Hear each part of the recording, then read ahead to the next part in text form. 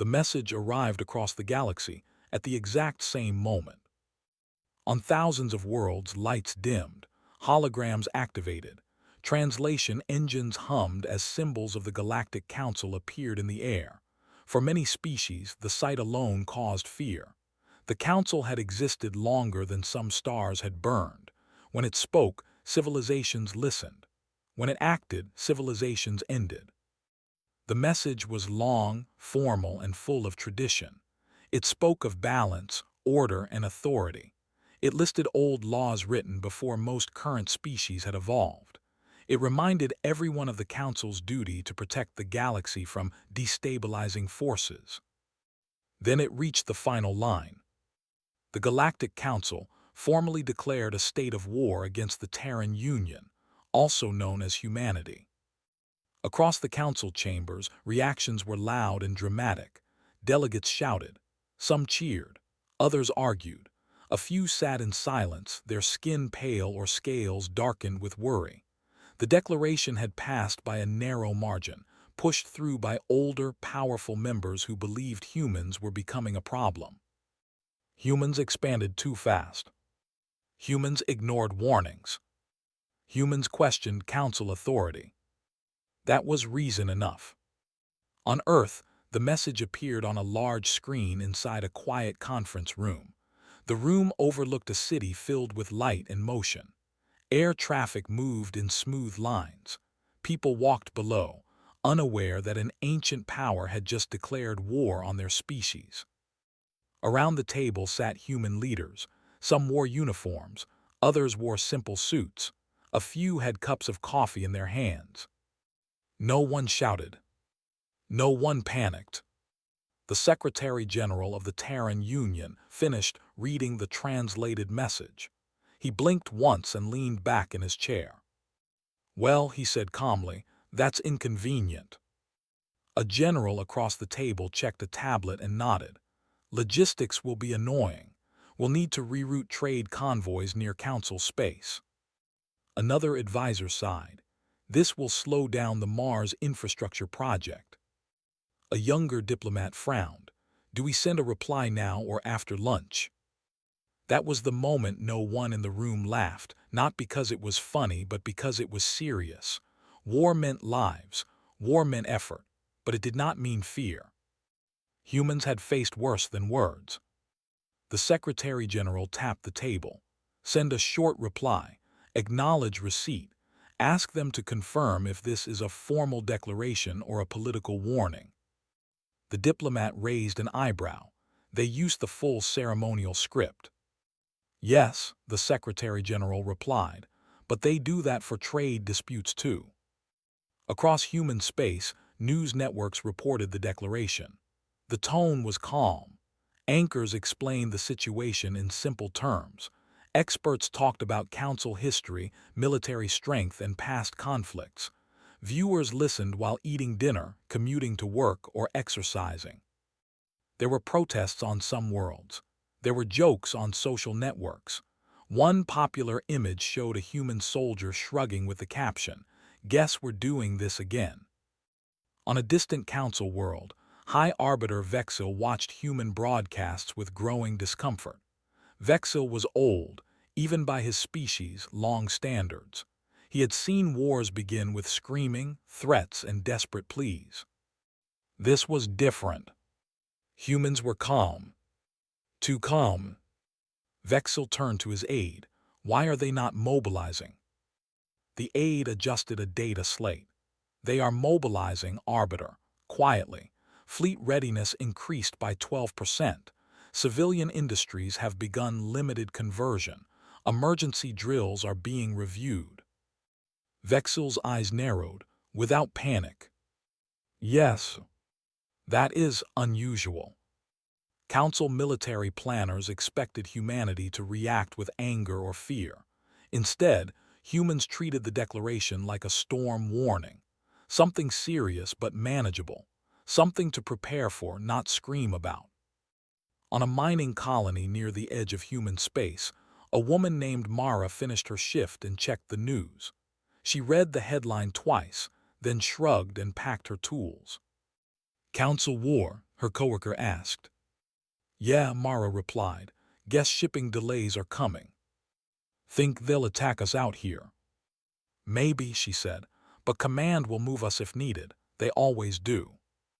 That quiet trust worried the council more than any weapon. As days passed, council intelligence dug deeper into human history. What they found confused and disturbed them. Humans had fought wars before they ever left their home world. Wars without energy shields. Wars without faster-than-light travel. Wars with weapons that shattered cities and poisoned land. They had nearly destroyed themselves more than once. And yet they survived. Again and again, humans rebuilt. They learned. They adapted. They argued fiercely, but when facing extinction, they stood together.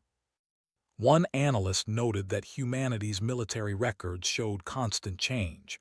Tactics evolved quickly. Equipment was modular, easy to repair, easy to modify. Human commanders encouraged initiative rather than strict obedience. They expect plans to fail, the analyst reported, and they plan for that failure. Another analyst added something worse. Humans do not treat war as glorious, she said. They treat it as work. On the council capitol, that statement spread through the chambers like cold air. Work could be learned. Work could be repeated. Work could be endured. Meanwhile, the Terran Union sent its reply. The message was short. It acknowledged the declaration. It expressed regret. It asked for clarification on borders, rules of engagement, and civilian protections. It ended with a single sentence. We do not seek conflict, but we will respond to it. Some council members laughed at the tone. Others felt uneasy. It did not sound like a threat. It sounded like a fact. As fleets began to move, sensors detected human ships adjusting positions. Not massing, not charging forward, simply shifting like a living thing stretching before effort. High Arbiter Vexil watched the data and felt a rare emotion. Doubt. For the first time in centuries, the Galactic Council had declared war on a species that did not beg, did not boast, and did not seem impressed. And far across the stars, humanity went on with its day, quietly preparing, quietly adapting, as if the galaxy had just given them another hard problem to solve. The war did not begin with fire. It began with movement. Across council space, massive fleets left ancient docks. Ships the size of cities slid into formation with perfect order. Their hulls were marked with symbols older than human language. To the council, this was strength. This was tradition. This was how wars were meant to start. Council commanders expected panic when the fleets were seen. They expected human ships to rush forward or retreat in fear. Instead, human space grew quiet. Sensors showed human vessels changing course. Supply ships turned away from risky routes. Defense platforms activated and then powered down again, as if testing themselves. Communication traffic increased, but it was controlled and short. No speeches. No threats. Just work. On the Council flagship, Commander Trell of the Varn Collective studied the tactical display. Human fleet positions appeared and disappeared, never staying still long enough to target. They are avoiding engagement, one officer said. Trell shook his head. No, they are choosing it. The first official contact happened near a neutral trade corridor. A council patrol entered the area to show force. They powered weapons, raised shields, and broadcast a warning. A single human ship appeared. It was smaller than expected. Its design looked plain, almost unfinished. No decorations, no visible weapons ports. The council patrol locked targeting systems. The human ship stopped. Then it sent a message. This corridor is currently under civilian protection, the human captain said calmly. We advise you to alter course. No hostile action has occurred. The council patrol commander hesitated. This was not surrender. This was not fear. It was a statement. The patrol advanced. The human ship did not fire. Instead, the patrol's sensors failed. Not destroyed, not jammed violently. They simply stopped giving clear data, distances blurred, target locks flickered. The human ship turned and left. By the time systems recovered, it was gone. The report caused confusion in the council war chambers. No damage had been done, no shots fired, yet the patrol had been rendered useless for several minutes. How? One delegate demanded. We do not know, the technician replied. They did not use known energy patterns. High Arbiter Vexil listened in silence. He remembered ancient lessons. An enemy who shows strength does not fear you. An enemy who hides it may understand you too well. Meanwhile, inside human space, preparation continued. Factories adjusted schedules. Civilian workers were trained for emergency repairs. Hospitals reviewed disaster plans, not because attacks had happened, but because humans planned ahead. On Earth, the Secretary General walked through a defense coordination center. Large screens showed maps, numbers, and projections. People spoke quietly. No one rushed unless needed. A general approached him. Council fleets are holding position near 3 border systems. The Secretary General nodded. Keep evacuation routes open. No first strike. Even if they cross. Then we respond, he said, not before. This restraint confused even some humans. On social networks, debates grew louder. They declared war. Why are we waiting? Because waiting is also a move. Human history teachers were suddenly busy. Old wars were discussed again. Lessons about escalation, mistakes, and survival filled classrooms. Children asked questions. Are we scared? Teachers answered honestly. We are careful. The council finally decided to act. They planned a limited strike, a single human outpost on the edge of space, minimal defenses, no civilians according to council data. The goal was simple: show power. The strike fleet arrived without warning. Energy beams cut through empty space. The outpost shields flared and held. Council weapons intensified. Then the outpost disappeared. Not destroyed, gone. In its place remained debris that looked old, damaged, and abandoned. Sensors showed no life signs, no power. Confusion spread through the fleet. A delayed human message arrived. The station was evacuated 12 hours ago, it said. Your attack caused no casualties. The council commander felt something tight inside his chest. Humans had known. They had moved people away. They had left a shell. Back in council space, anger replaced confidence. They mock us, one delegate shouted. They waste our resources, another added. But others began to question the path. If they can predict our strikes, a smaller species representative asked, what else can they predict?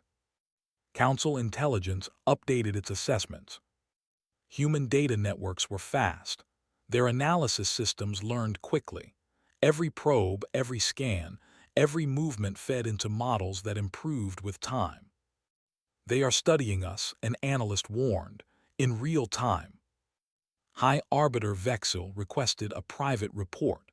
What he read made his limbs feel heavy. Humans had not increased their fleet size dramatically. They had increased flexibility. Ships could change roles mid-mission. Crews were cross-trained. Command authority was spread out, not centralized. They assume leaders will be lost, the report said, and plan to continue without them. Vexil closed his eyes. That was not how the council fought. On a human destroyer near the border, Captain Alina Ruiz reviewed sensor logs. Her ship had not fired a weapon since the war began. Any new orders? Her officer asked. Hold position, Ruiz replied. Observe, record, learn. Council fleet just powered weapons again. Ruiz nodded. They're nervous. Should we be? She considered the question. Respectful, she said, never afraid. Another encounter followed days later. This time, Council ships attempted to surround a human convoy. The convoy broke formation. Cargo ships released drones, small, cheap, and fast. They did not attack, they flooded space with signals. Council targeting systems struggled. Human escorts slipped through gaps and guided the convoy away. Again, no shots fired. Council commanders reported growing frustration. "We cannot force them to fight on our terms," one said. That sentence echoed through the chambers. For centuries, the Council had dictated the shape of war, where it happened, how it happened, when it ended. Humans refused that shape. Inside neutral space, whispers spread. Traders noticed something odd. Council fleets moved heavily, carefully. Human ships moved lightly, freely. Allies watched closely. Some began to quietly favor human trade routes. Others delayed support to the Council, waiting to see how the war would turn. The first true clash finally came by accident. A Council frigate misjudged distance and fired a warning shot that struck a human scout ship. The scout ship was damaged but not destroyed. For several seconds, nothing happened. Then human reinforcements arrived. Not in overwhelming numbers. Just enough. They disabled the frigate's weapons and engines with precise strikes. No hull breach, no explosions. A message followed. "You fired first," it said. "We have neutralized your ship. Medical assistance is available." Council crews were stunned as human rescue teams boarded and treated their injured. News of this spread fast. Some Council citizens were confused. "They are at war with us," one asked. "Why do they help us?" The answer came slowly and painfully. Humans did not see war as hate. They saw it as a condition. A problem to manage. A danger to limit. High Arbiter Vexil stood alone in the Council chamber long after the session ended. Stars glowed beyond the great windows. He understood now why humanity had shrugged. This war was not new to them. It was familiar. And that realization frightened him more than any human weapon. Far away in human space, life continued. People worked, children studied, ships moved quietly through the dark. And humanity kept learning. Every moment, every move, preparing not to win quickly, but to endure longer than anyone else. The war changed shape without warning. For weeks, space had been quiet, too quiet. Council fleets held positions. Human ships moved like shadows, never staying still, never giving clear targets. Both sides watched each other, learning. Then the Council grew tired of waiting. A new order was sent through their command network. Human restraint was no longer seen as caution. It was labeled weakness. Multiple fleets were ordered forward at once. They crossed into human border systems with speed and force. Energy signatures lit up the dark. This time, the Council did not hold back. Human sensors detected the movement instantly. Alerts spread through command centers, not alarms, alerts, calm notices that plans were now active. On Earth, the Defense Council gathered again. The same room, the same view of the city below. "They're coming in force," an officer reported. "3 directions, coordinated." The Secretary General nodded. Then Phase 2 begins. Orders moved outward at the speed of light. Human ships did not rush to meet the attack. They moved away. To Council commanders, this looked like retreat. Some celebrated. "They finally break," one said. But the advance became slower than expected. Supply ships lagged behind warships. Communication delays grew. Navigation data became unreliable. Council fleets pressed on anyway. Then the first supply convoy failed to arrive. No explosion, no distress signal. It simply did not appear. Another followed. Then another. Council logistics officers scrambled for answers. Routes were clear. Escorts were present. Yet ships vanished from schedules without trace. Inside a human operations ship, analysts watched the results quietly. Convoy rerouted successfully, one said. Any damage? None.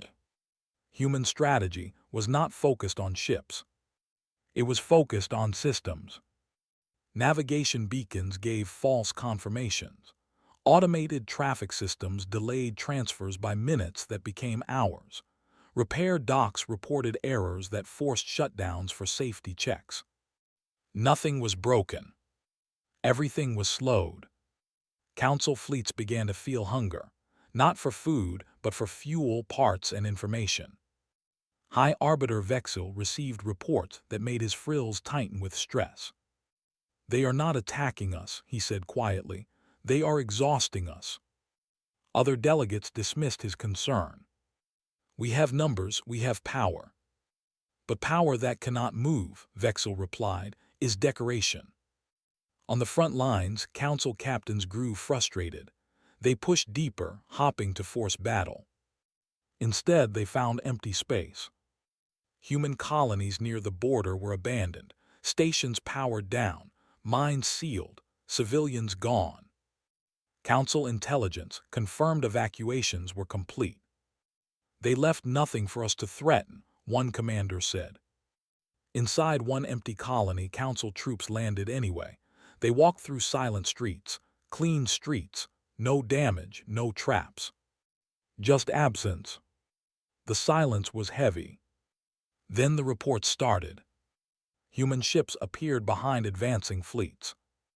Not attacking. Watching.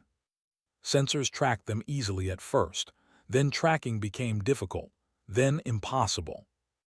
Human vessels learned patterns fast. Every council response made them better. Captain Alina Ruiz received updated data on her ship. They changed formation again, her officer said. Ruiz nodded. Good, that means they're reacting to us. Is that good? It means we're inside their thinking. The first large engagement happened near a gas giant. Council forces attempted to secure it as a refueling point. Human resistance appeared light. Then the gas giant's upper layers ignited. Not violently. Controlled burns, chemical reactions triggered by small devices placed long ago. The atmosphere became unstable. Refueling was impossible. Human ships withdrew. Council forces were forced to leave. The message was clear. Anywhere the Council tried to settle, humans could make it useless. Council citizens began to feel the war now. Trade slowed. Prices rose. News channels reported delays and shortages. Questions followed. Why is this taking so long? Why haven't we won? Council leaders responded with speeches about patience and duty. But doubt had taken root. Human broadcasts continued to be calm, informational, honest. They did not mock the council. They explained their actions. We will defend our people, one human official said. We will not rush into destruction. That message reached neutral systems. Some began to listen. In one neutral port, traders from several species shared drinks and rumors. The humans helped repair my ship, one said, didn't charge me. They shared navigation data, another added, saved us days. Slowly, neutral support shifted. Council fleets found fewer friendly ports. Human logistics grew stronger. Then came the mistake. A council admiral, angry and under pressure, ordered a direct strike on a populated human world. The order violated council law. But it was given anyway. The fleet arrived and fired. Human defenses activated instantly. Cities were shielded. Casualties were low, but the message was clear. The line had been crossed. For the first time, humanity responded with force. Not rage. Precision. Human fleets appeared across multiple systems at once. They did not destroy cities. They disabled shipyards. They did not attack civilians. They isolated military assets. Council ships lost coordination as command nodes went dark. The Admiral's fleet was surrounded. A message arrived. "You have violated protected space," it said. "Stand down." The Admiral refused. Human ships fired.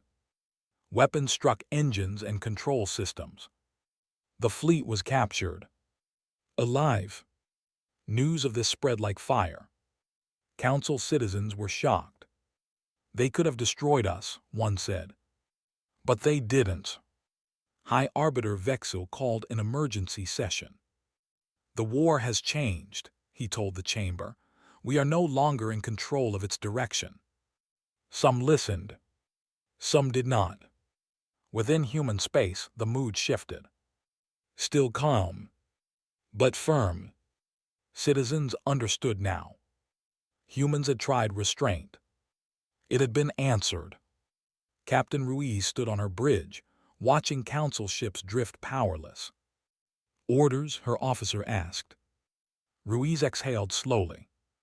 "Secure them, treat the crews well, record everything." "Everything?" "Yes," she said. "They need to understand why this happened." Human Command released a statement. "We will not escalate," it said, "but we will not allow harm to our people." Across the galaxy, that message echoed. The Council had declared war. Humanity had accepted responsibility. And now everyone could see the truth. Humans were not avoiding battle because they were weak. They were choosing when it mattered. And the galaxy was beginning to understand what that meant. The galaxy no longer felt steady. What had once been a clear conflict now felt uneven, like gravity pulling in the wrong direction. The Galactic Council still had more ships, more worlds, and more history, but it no longer had confidence. Reports arrived every cycle. Fleets delayed. Orders misunderstood. Supplies misplaced. Nothing dramatic, nothing loud, just enough problems to turn strength into frustration. Inside the council chambers, debates grew sharper. Voices rose. Traditions were questioned for the first time in centuries. "They do not fight like an enemy," one delegate said. "They fight like a force of nature."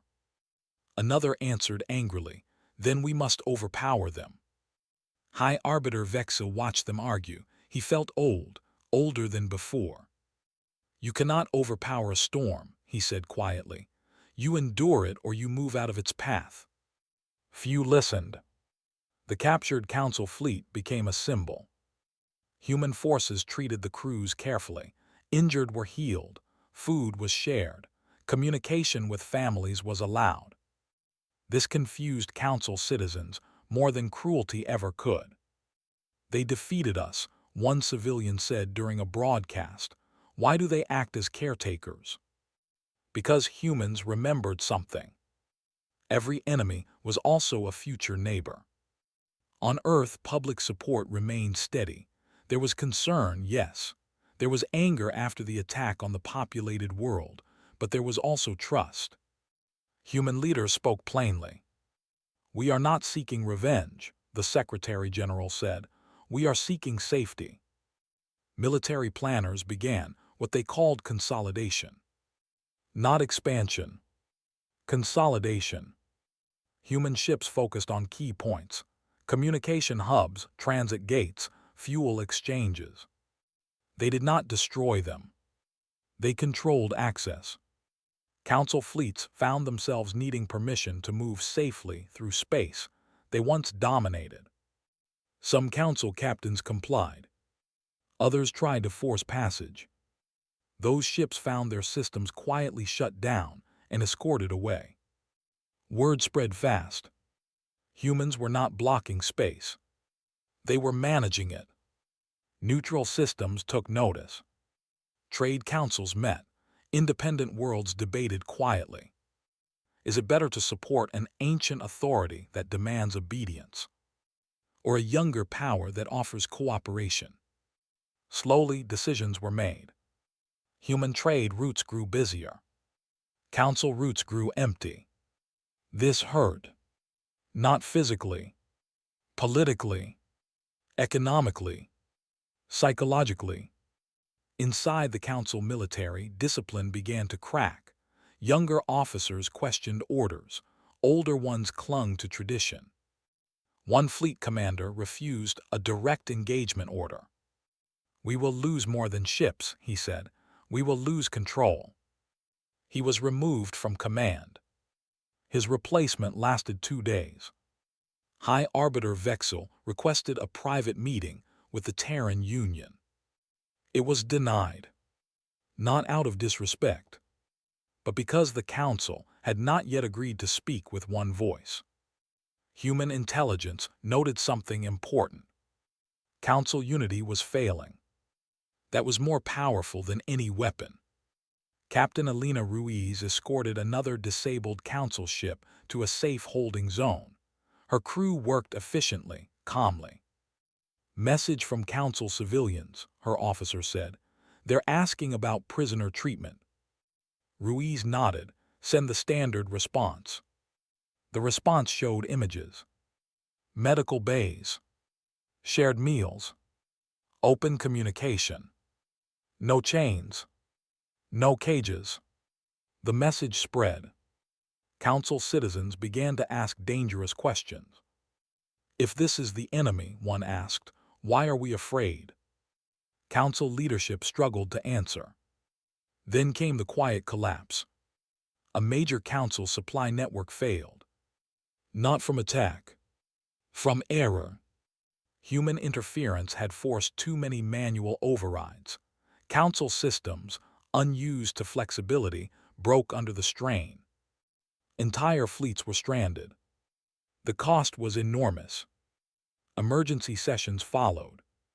Accusations flew. High Arbiter Vexel stood again before the chamber. "This war cannot be won," he said clearly, "not because we lack strength, but because we lack understanding."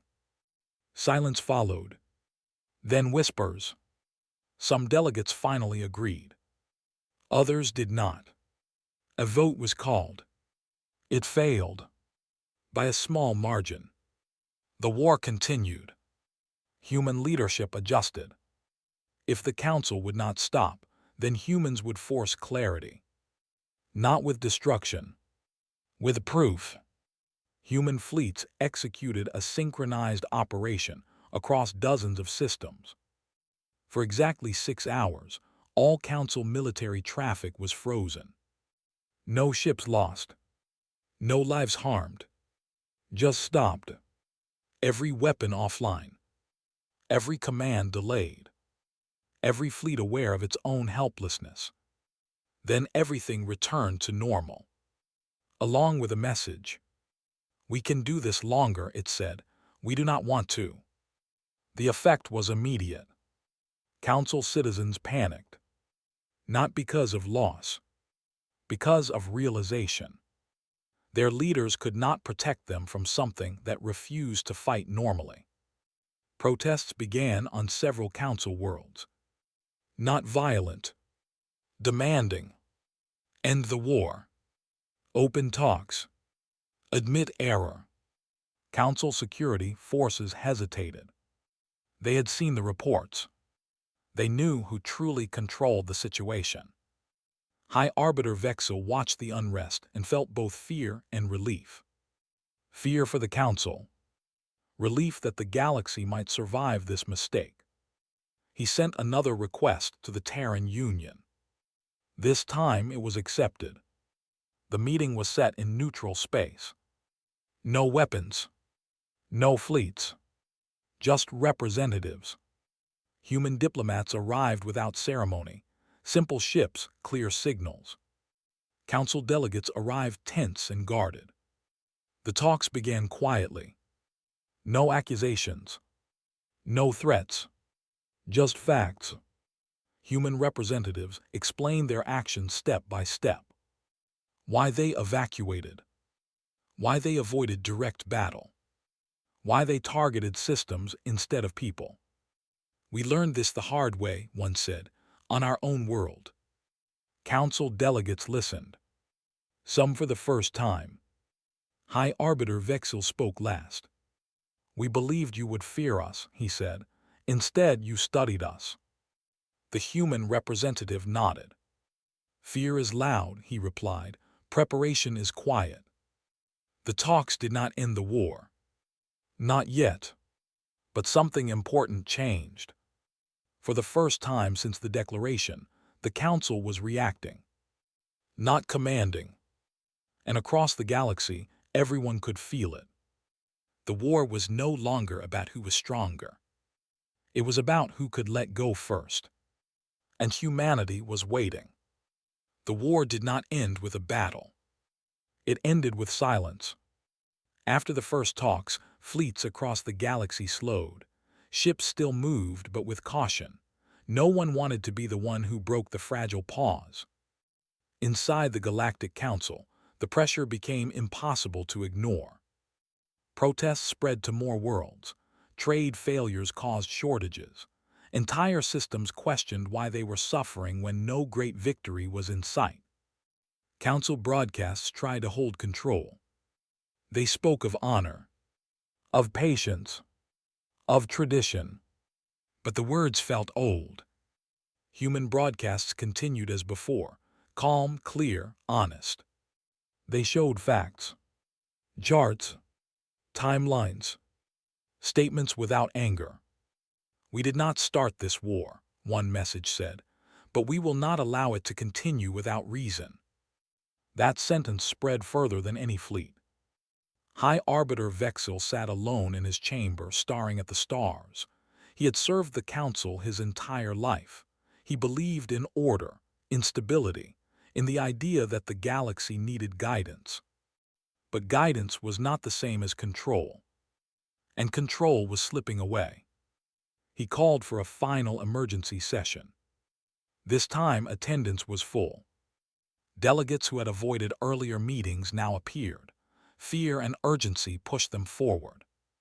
Vexil stood slowly. "We must vote again," he said. "Not on war, on survival." The chamber grew quiet. "We declared war believing humanity would bend," he continued. "They did not. They adapted. They endured. And they showed restraint we did not expect." Some delegates shifted uncomfortably. "They could have shattered our fleets," Vexil said. "They chose not to." A voice called out, "Because they fear retaliation." Vexil turned toward the speaker. "No," he said, "because they understand consequences." The vote was called. This time it passed. Barely. The Galactic Council authorized full ceasefire negotiations. Across the galaxy, signals changed. Weapons powered down. Fleets stopped advancing. The war entered its final phase. Talking. The negotiations took place in open space, visible to any who wished to observe. Transparency was a human condition. The Council agreed. Human and Council ships floated at a respectful distance. No shields raised, no weapons powered. Representatives met aboard a neutral station. The human delegation was small. No medals. No symbols of power. Just people. The Council delegation arrived with ceremony, though it felt weaker now. The talks were long. Difficult. At times uncomfortable. Humans did not demand territory. They did not ask for reparations. They asked for rules. Clear ones. No unilateral declarations of war. Guaranteed evacuation corridors. Shared oversight of trade routes. A voice for humanity within the Council. Some delegates resisted. "You ask too much," one said. A human diplomat replied calmly. "We ask only what prevents this from happening again." The room fell silent. Everyone knew it was true. High Arbiter Vexil watched the exchange and felt something he had not felt in years. Hope. The final agreement was was signed after many cycles. The war was officially over. The Galactic Council issued a statement. It spoke of misunderstanding, of lessons learned, of a new chapter. Humans responded with a shorter message. We accept peace. That was all. Across human space, there were no celebrations, no parades, no great speeches. People returned fully to their lives. Ships resumed normal trade. Projects restarted. The war became history almost immediately. That fact unsettled the galaxy. Other species expected humanity to mark the moment, to remember victory. But humans treated it like a storm that had passed. Something survived. Something learned from. Captain Elena Ruiz stood on her ship's observation deck, watching stars slide by. So that's it, her officer said. Ruiz nodded, that's it. No medals. She smiled faintly. The ship still works, the crew's alive, that's enough. Council citizens began to study humans more closely now. Not their weapons, their culture, their history. They saw a species shaped by hardship. One that did not seek conflict but never ran from it. One that measured success by survival, not domination. Within the council, reforms began. Slowly, painfully, but they began.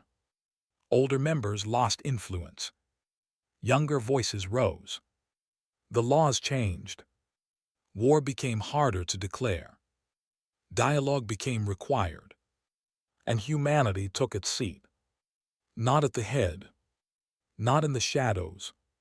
Just present. High Arbiter Vexil retired soon after. His final address was short. We believed ourselves guardians, he said. We forgot to listen. History would remember him kindly. Years later, students across the galaxy studied the conflict. They asked the same question. How did humans win without conquering? The answer was simple. They never tried to win. They tried to stop losing. And in doing so, they showed the galaxy a different way to fight. Not with fire, not with fear, but with patience. And far from the council chambers, on a quiet human world, a child looked up at the stars. Did we beat them? The child asked. An older human thought for a moment. No, they said, we showed them who we are. The stars kept shining. Trade flowed. Life continued. And somewhere deep in the records of the Galactic Council, one line stood out. Humanity responded to the declaration of war with restraint. That restraint changed everything.